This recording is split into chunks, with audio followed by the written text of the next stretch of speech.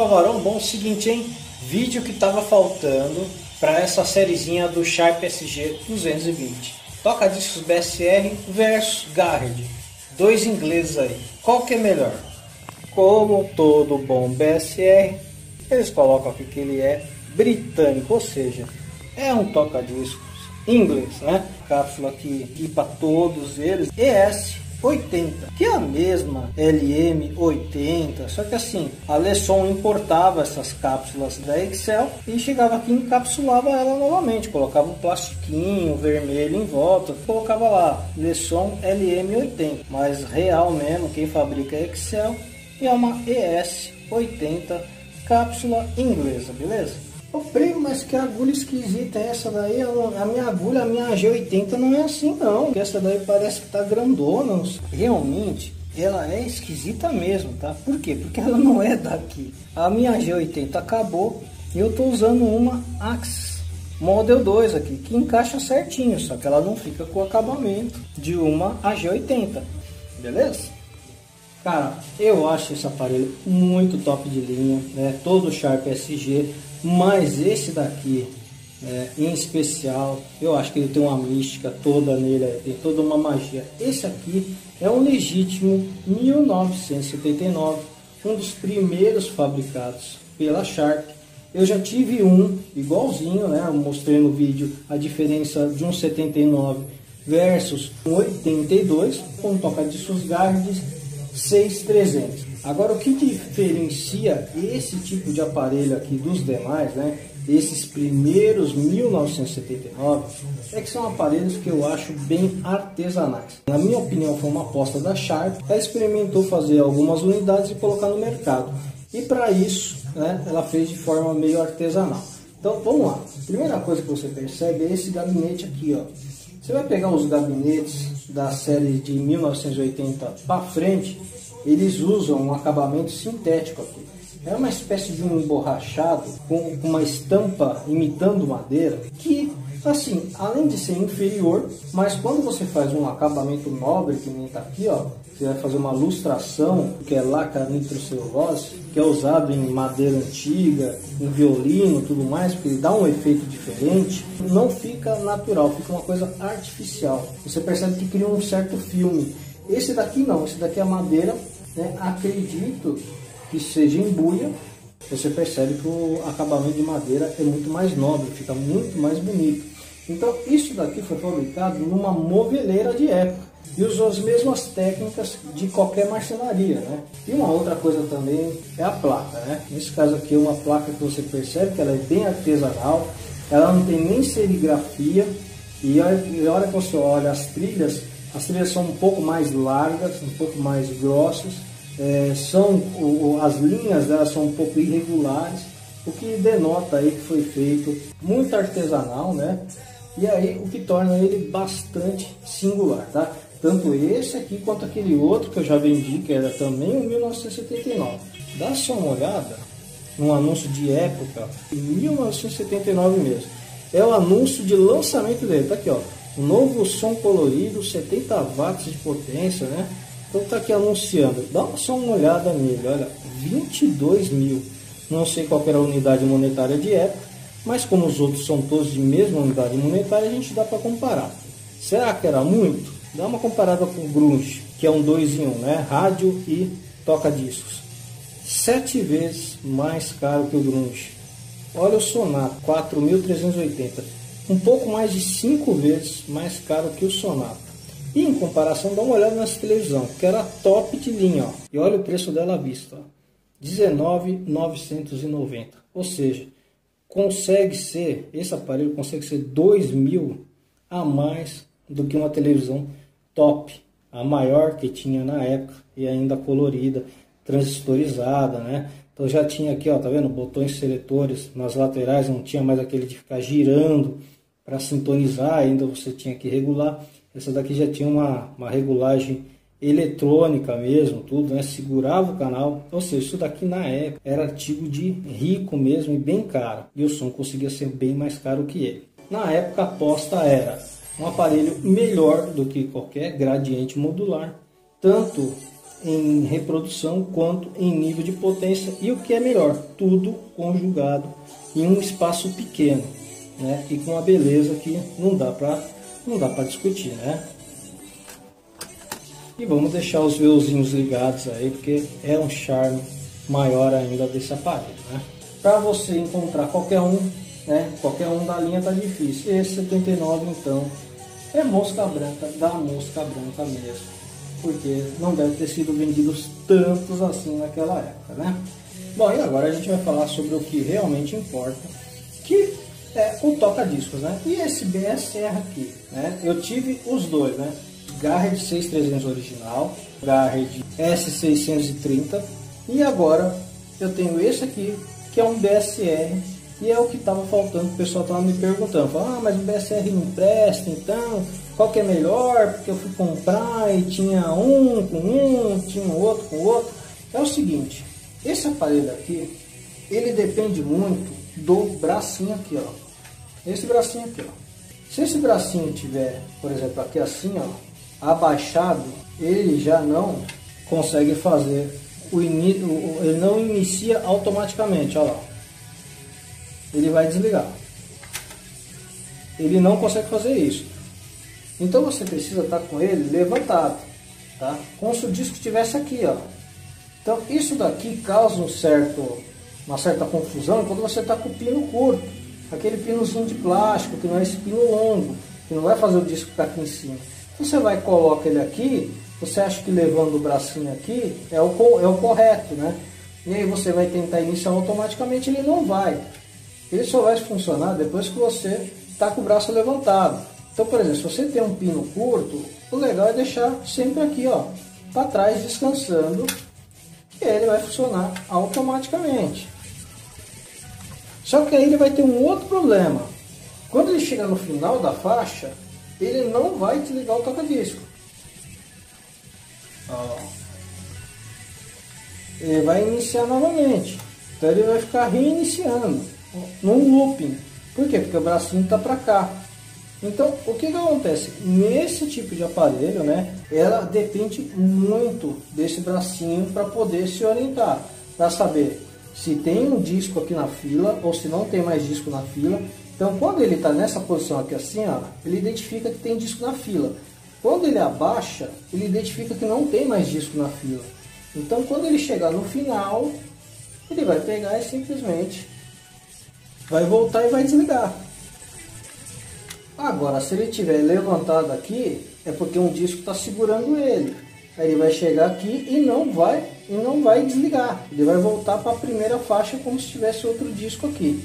Então ele depende bastante desse bracinho, coisa que o Garrett não depende, tá? Uma outra coisa dele, você vai perceber que o funcionamento dele é bem rápido, ó. Chega a ser bem ríspido, ó. Dá a impressão de que ele não vai cair certinho, porque ele é muito rápido. Então ele é um pouco bruto, é um pouco ríspido. O Garrett, a gente percebe aí que o Garrett, né, ele é mais refinado, ele tem um funcionamento mais macio. Então aí o pessoal olha e fala assim, ah, então eu não vou comprar com o BSR, o BSR não presta, o BSR ele é muito inferior. Bom, aí é que você se engana. É o seguinte, esse mecanismo do BSR, feito em escala industrial, ele tem poucas peças, pequeno, só que muito eficiente. Por mais que ele seja rápido desse jeito, tudo ele funciona certinho. Você pode colocar quantos discos você quiser aqui, ele sempre vai estar colocando um disco atrás do outro, sempre na primeira faixa, chegando no finalzinho, voltando, certinho, certinho, certinho. Você pode passar o dia inteiro colocando disco aí que ele vai funcionar perfeito, não vai errar uma. O Garrett, que é como se fosse um reloginho, algo feito por relojoeiro. O mecanismo dele tem bastante componentes e aí faz com que ele funcione de forma muito mais macia. Só que em contrapartida é o seguinte, o Garrett dá muito mais problema. Como o mecanismo do BSR é pequeno, é só tirar o prato, faz a limpeza e lubrificação, o aparelho está novinho. O Garrett você tem que, além de tirar o prato, tem que tirar bracinho, tem que tirar o mecanismo da mesa dele, da parte de baixo, e desmontar o mecanismo no mínimo um 2, porque tem a mesa que faz o levantamento do bracinho aqui, que também é um outro tipo de conjunto de mecanismos ali. Então é um aparelho que dá bastante trabalho para estar fazendo a limpeza, a lubrificação e ajustes dele, tá? E o que é pior, como tem muito componente, qualquer falhadinha de lubrificação ele costuma dar problema. Ah, mas é um problema que chega a impedir de usar? Não, o problema do Garrett é entender a hora que é para trocar de disco, iniciar uma faixa ou desligar. Ele simplesmente não usa isso daqui, né? Se você tirar o braço aqui de apoio dos discos, no Garrett não acontece nada, ele funciona normalmente. O que faz a leitura de ter um disco ou não? É aqui, ó, o pino caneta. Conforme ele se mexe, que ele fecha, ele empurra o disco dessa parte para lá. Quando tem um disco aqui, que ele vai empurrar, ele percebe que tem um peso aqui. E esse peso, essa força que ele tem que fazer um pouquinho a mais, dificulta ele de fazer todo o movimento lá embaixo no mecanismo. E aí ele entende que tem um disco e ele não vai desligar o aparelho. Ele vai voltar e tocar na primeira faixa. E por conta de estar um pouquinho mais difícil, porque o lubrificante não está agindo lá, esse pouquinho de dificuldade lá embaixo, ele entende que aqui tem um disco. E ele começa a ficar iniciando toda hora e não consegue desligar o aparelho. Você vai ter que desligar ele manual. E esse aqui, BSR, não dá esse problema, porque tanto faz se tem disco aqui ou não. O que identifica para ele que tem disco ou não é esse bracinho, né, nessa altura. Ele estando baixo aqui, ó, ele identifica que não tem disco nenhum. Então é esse movimento aqui, ó. Eixo para baixo, ele entende que não tem disco. Eixo para cima, ele entende que tem um disco. Então ele vai estar fazendo a função de reiniciar. Beleza? Então, esse tipo de funcionamento aqui, embora você dependa de estar colocando esse bracinho sempre na posição correta, se você quiser usar, mas dificilmente dá problema. E no Garrett dá problema. Uma outra coisa que nesse aparelho aqui não costuma dar problema e no Garrett dá é tração também. Esse aparelho aqui, se isso aqui fosse o eixo do motor, você vai perceber que a polia tem uma mola que fica puxando, empurrando ela contra o eixo do motor. Então, além da posição que ela fica, ela ainda tem uma mola que puxa, que encosta e faz com que, mesmo que a borracha não esteja com uma qualidade tão boa de aderência, consiga girar o prato e manter o giro dele por muito mais tempo. Já os Garrett não, o Garrett ele é polia livre, não tem nenhuma mola que empurra ele contra o motor. Então, se tiver qualquer sujeira ou mesmo um ressecamento da borracha, ela vai perder a aderência e vai passar aqui no eixo do motor e não vai conseguir ser girada. Com ele sem agulha, ele até gira. Na hora que você coloca a agulha, que tem o peso da agulha ali segurando dentro da trilha do disco, a velocidade cai muito, você não consegue ouvir disco aí. Uma outra coisa também, como a polia desse toca-discos BSR tem uma mola puxando, ela vai usando até um limite que o disco começa a ficar ligeiramente mais rápido. Então você percebe que começou a chegar a 34,5, 35 RPM. Você percebe que o toca-disco está muito acelerado e aí não tem outra forma a não ser você trocar a polia por uma nova que vai ter o diâmetro, vai estar com o tamanho dela normal. No Garrett isso daí não tem jeito. O Garrett ele vai desgastando. Chegou a determinado momento, ele nem aumenta a velocidade. Ele simplesmente não tem distância para encostar no eixo do motor. E aí ela para de funcionar. Então você não tem nem a situação de começar a chegar a uns 34 RPM, que ainda está dentro de uma tolerância para você ouvir o vinil sem te incomodar em nada, sem você perceber que está acelerado. Quando chega aos 33,6, 33,7, começa a não querer encostar. Então a Garrett você vai ter que trocar a polia de borracha muito mais rápido do que um BSR. Outra coisa antes que eu me esqueça de comentar é o seguinte, né? Essa garrinha automática, ó. Desligou o aparelho, ele já prende o bracinho e está travado aqui. Uma outra coisa que costuma dar problema também no Garrett, por falta de lubrificação e pelo mecanismo ser muito grande, é travar os comandos. Você vai mexer com os comandos, ele está travado, né? E isso é coisa que uma limpeza e lubrificação ele volta a funcionar. O BSR não dá isso, porque o mecanismo dele aqui tem uma boa, uma folga, Então a lubrificação não é tão necessária para manter todos os comandos funcionando. Então, em resumo, é isso. Se você não tem disposição ou habilidade para estar fazendo manutenção, então BSR é a melhor opção, porque você vai ouvir por muito tempo antes de dar algum probleminha.